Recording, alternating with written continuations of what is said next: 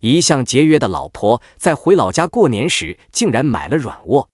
我问他怎么大方起来了，他也是随口敷衍了2句。直到我在卧铺上睡着，半夜被尿憋醒，却听到下铺的老婆和一个男人在说话对话。你担心啥？他睡着了和死猪一样，雷都喊不醒。那男人的声音我也觉得耳熟。到了年末，老婆竟然提出要和我回老家过年，我有些惊讶。要知道，老婆是最不耐烦跟我回老家的，嫌路途远，嫌花钱，也嫌我老家的亲戚不招她喜欢。所以自打结婚之后，我们就很少回老家了。有了孩子之后，更是一次都没回去。有时候我爸妈想看孙子了，都得老2口坐车过来才能见一面。更让我惊讶的是，老婆买回家的车票时，我们3个人，她买了4张卧铺票。要知道，以前买票她都是只买硬座的。面对我的疑惑，她给我的解释是，这样带孩子更方便，到时候把单间的门一关，带孩子睡觉也更舒服、更安全。我被她说服了。登上车之后，安顿好孩子，我就爬到卧铺上睡了起来。突然一阵尿意来袭，我被迫醒过来，打算下床去撒尿。可刚准备动，就发现下铺正传来不可描述的声音。我的下铺睡着的，不就是我的老婆吗？我屏住呼吸仔细听，她还在催促着：“你快点，担心啥？她睡着了和死猪一样，醒不了。”一个男声响起：“小骚货，等不及了是吧？我这就满足你。咱们最近这几天也就这一次了。等到了老家再找这么好的机会可就不容易了。”怎么这男人的声音听起来也有点耳熟？有什么不容易的？我把他支出去给我买吃的，到时候你还不是想怎么样就怎么样？说着，他俩又发出不可描述的声音，声音还越来越大了。我再也忍不了，跳下床去，低喝一声：“你们2个奸夫淫妇，还要不要脸？”他们大概也没想到我会醒，呆愣在当场。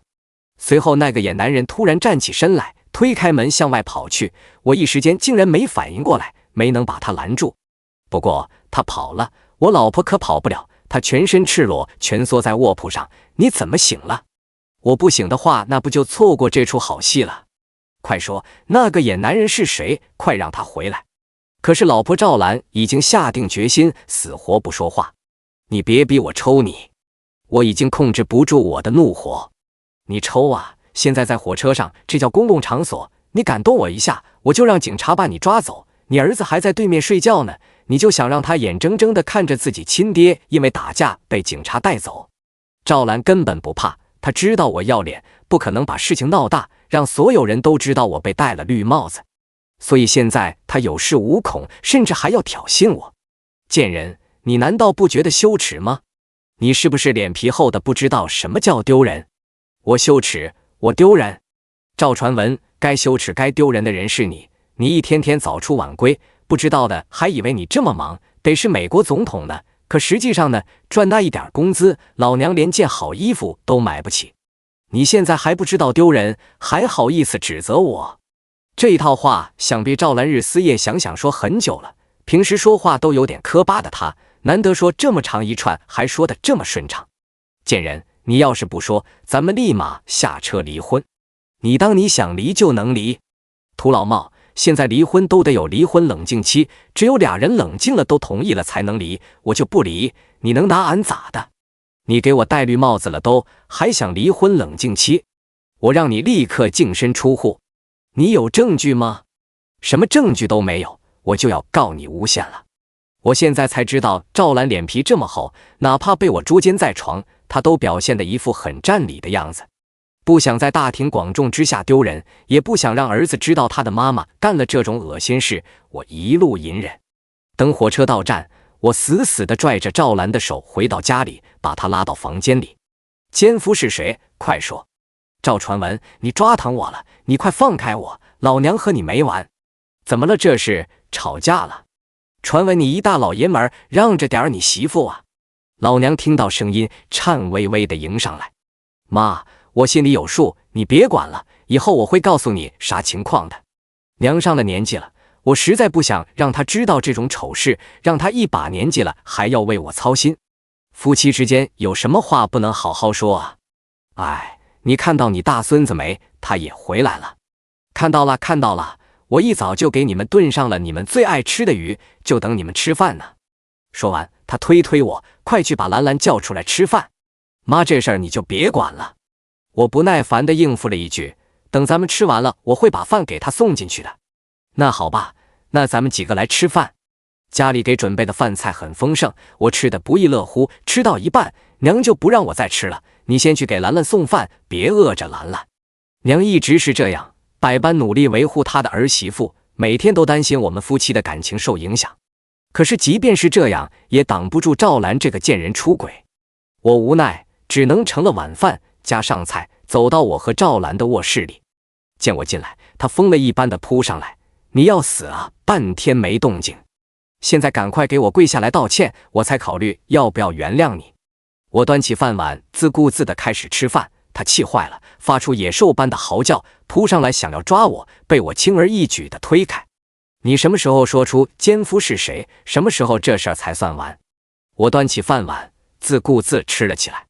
你王八蛋，我是你老婆，你就这么对我？赵传闻，你不是人，你还知道你是我老婆？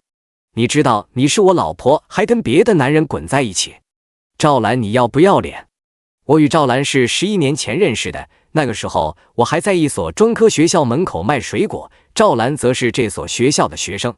不知道为什么，她看上了我，对我展开了猛烈的追求。我那时不想同意，她是学生，是文化人，从小生活在城里，可我却是大字不识一个的乡下人，和她不是一个世界的人，怎么能配得上她呢？可赵兰坚持要和我在一起，她说我上进，有责任心，学校里的学生都夸我，说我一定会有出息的。后来我还是不可避免地爱上了赵兰，在我们相识的第3年，我们结婚了。和赵兰在一起之后，我才知道她的父亲欠下大笔赌债，被人追债到家门口，我毫不犹豫地选择拿出自己做生意的所有积蓄，帮他家还了赌债。那时他泪光盈盈，说要一辈子对我好，可现在别说一辈子，才不过几年的功夫，他就和别的男人上床，被我发现还如此理直气壮。赵传闻，你个孬种，你自己无能，还要怪老娘有眼光。我被他气得拳头都硬了，快速把最后几口饭吃完。你不说出来那个男人是谁，我就把你拉出去告诉十里八乡，你跟别人上床，我脸不要了，我也不会让你们落着好。你不信你就试试，老子跟你没完。他果然被我吓住了，怔怔地看着我，没敢再说一个字。一整天他都赌气，没出屋子吃一口饭，喝一口水。晚上我把儿子放到了爸妈的卧室，让爸妈陪他一起睡，自己抱着被子回到房间，铺好床，倒头就睡。赵传闻，你这样叫婚内冷暴力，违法的，我告诉你，你也配跟我摆脸色了，你活该。我不再理他，沉沉睡去。第二天一早，赵兰的态度变了。传闻，我知道错了，你原谅我这一次行不行？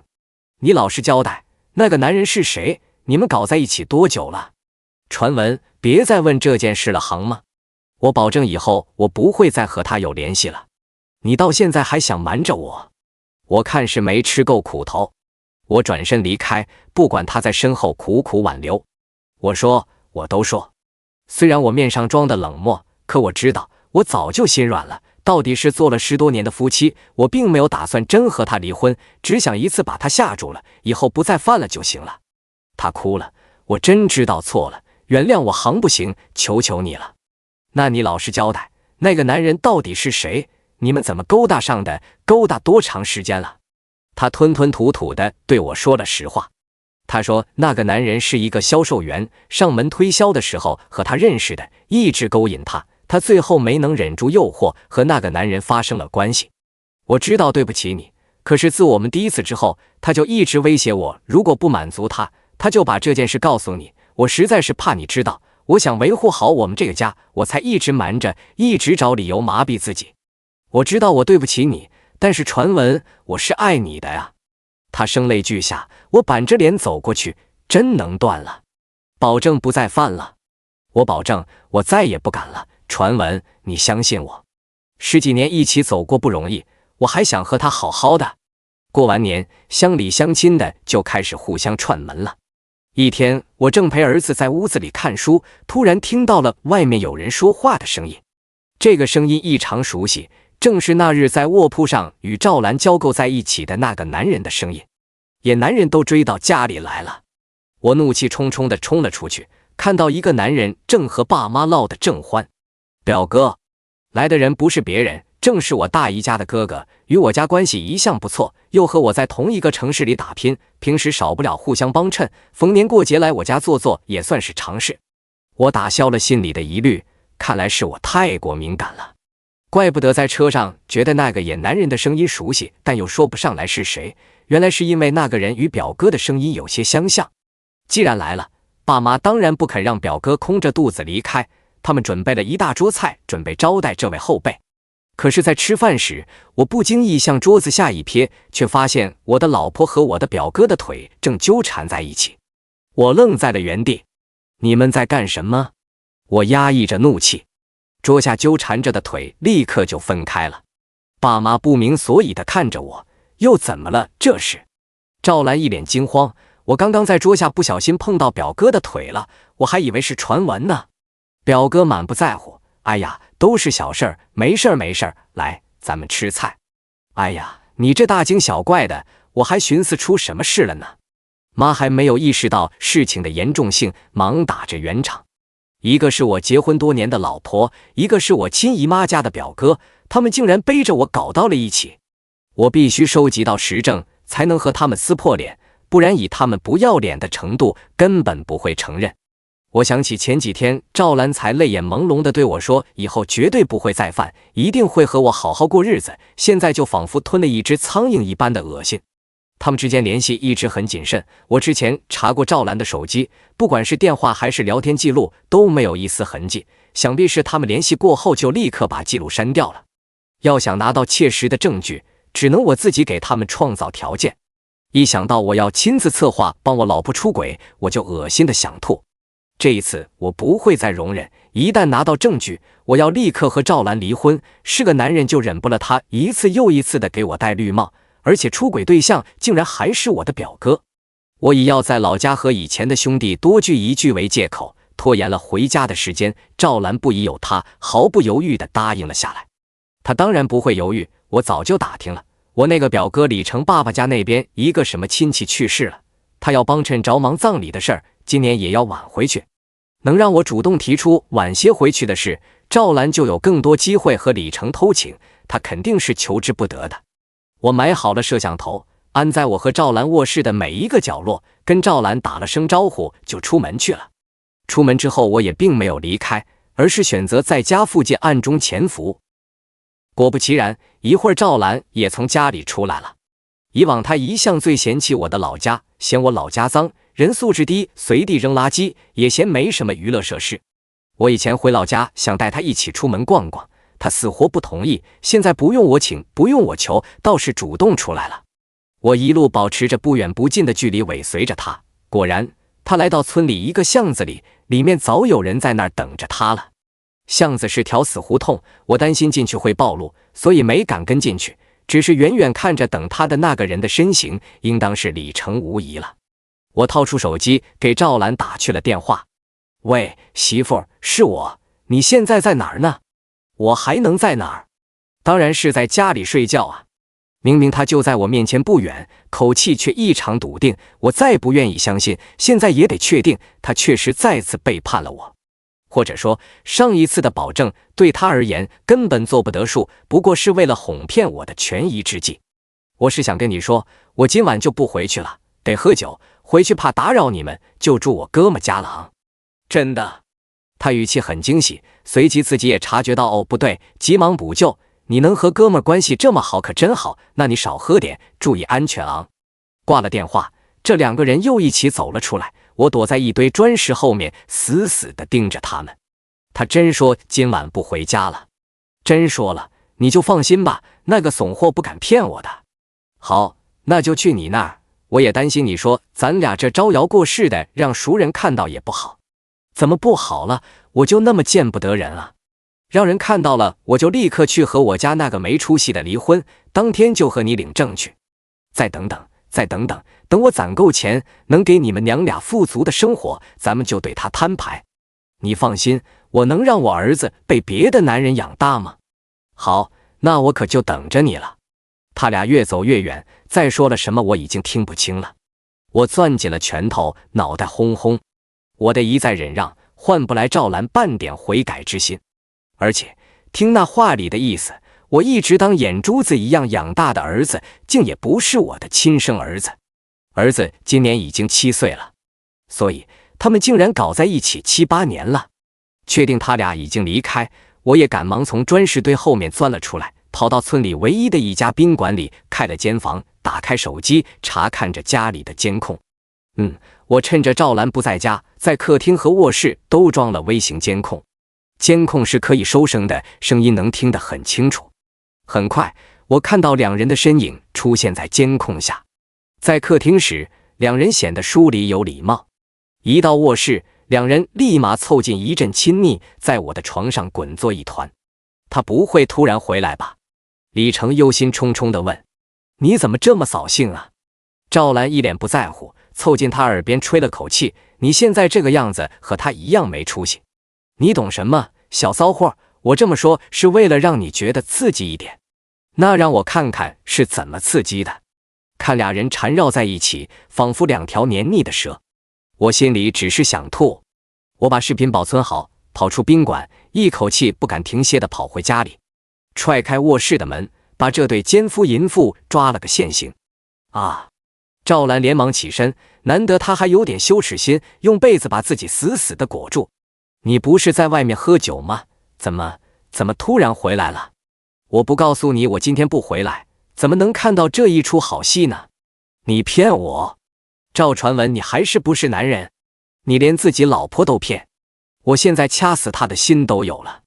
他背着我和别的男人上床，竟然还好意思质问我。表弟，你听我解释，这都是个误会。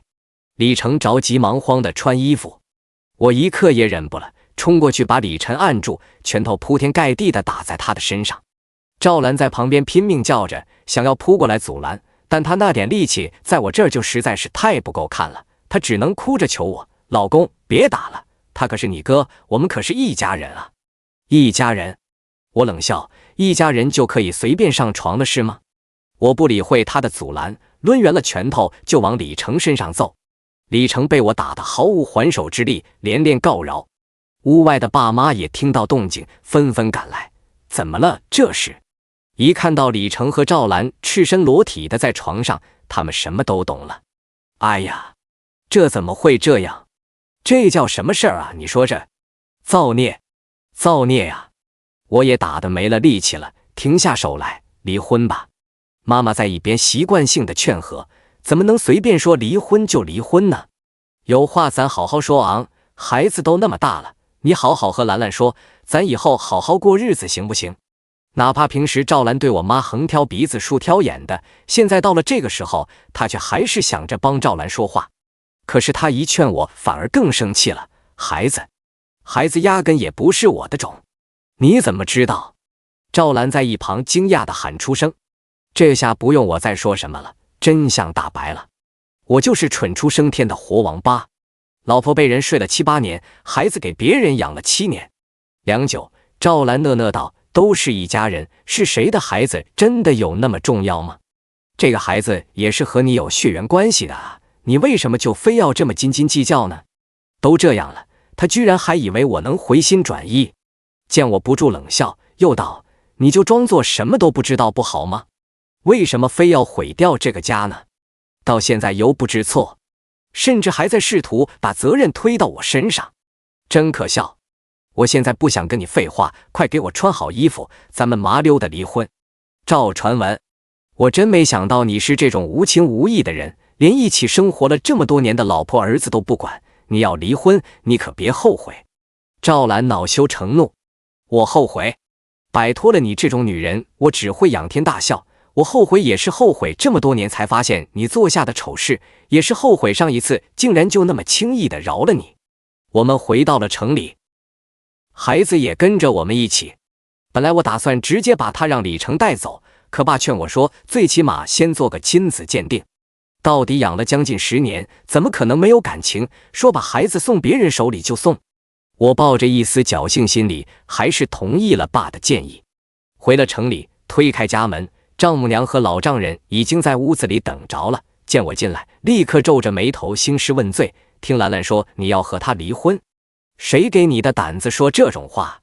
赵兰一家一直看不起我，觉得赵兰是个能识文断字的文化人，而我大字不识一个，看个广告传单都看不懂，所以哪怕我替他家还了债，这些年来也一直负担着他们的生活费，他们也还是看不起我，觉得我高攀了他们的女儿。赵兰偷人被我抓了个正着，我想和他离婚怎么了？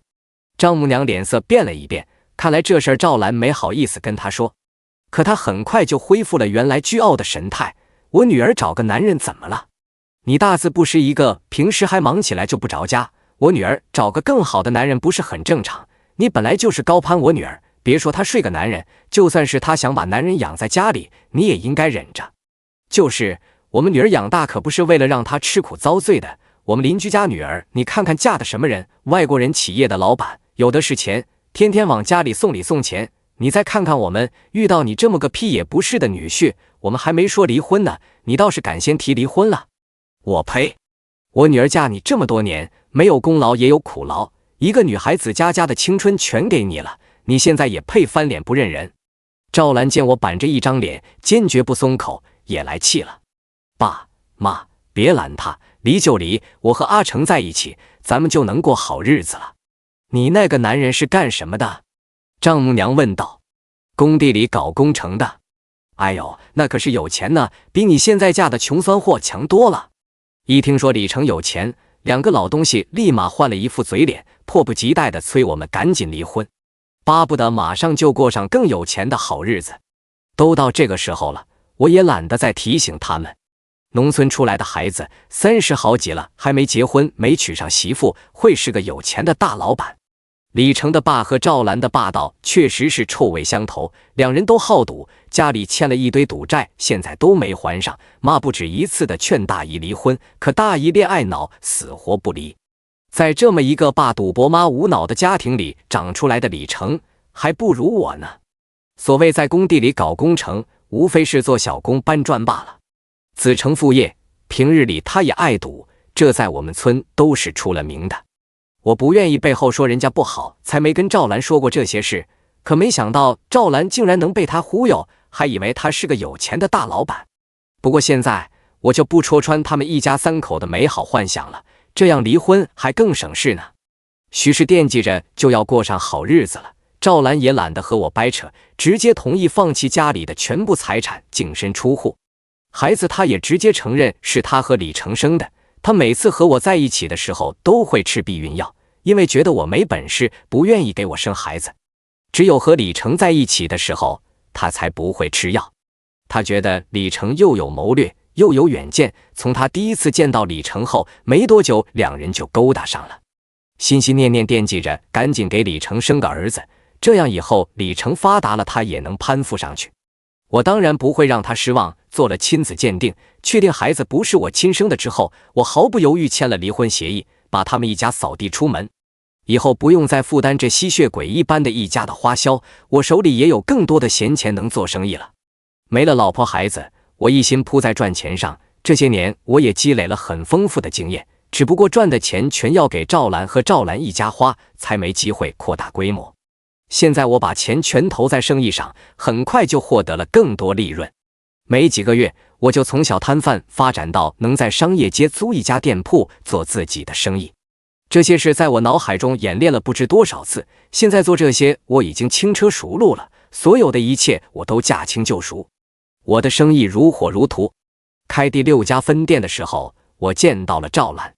明明才过了几年，却仿佛隔了几个世纪。她老了，几年前还是风韵犹存的少妇，现在就已经满面沧桑，断崖式衰老。她鬓角都出现白发了，看着比之前老10几岁不止，手里牵着个孩子，约摸着有4、5岁大的样子，估摸着是刚和我离婚就和李成又怀了，怀里还抱着一个，看起来还没断奶。她是特地来找我的，径直进了我店门。她穿得破破烂烂，身上还散发着臭气，见她进门，几个店员急忙去拦。我制止了他们。想要买点什么？我问。传闻我们还能重归于好吗？我后悔了，我还是想和你过日子。我乐了，不知道他哪来的脸，现在还好意思跟我说这种话。赵兰，你自己做了什么，你自己不清楚吗？我们结婚以后，你和别的男人上床生孩子的时候，怎么没想过想和我好好过日子？现在看我发达了，就想让我来接盘。你傻还是我傻？赵兰一下跪到了地上，我后悔了，求求你原谅我吧。店外很快围了一堆人看起了热闹，我连忙让店员把她扶起来，带到了我们存放货物的仓库里。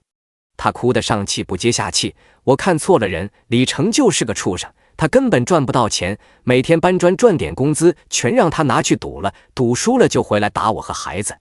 我实在是受不了了，我才来找你，求求你救救我吧。看在咱们那10几年的情分上，救救我吧，我实在是活不下去了。我并未心软。赵兰，你应该知道，从你选择和他上床，在我警告之后还执迷不悟的时候，我们就没有什么情分了。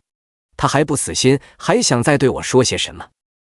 手机突然响了起来，一下子变得惊慌失措。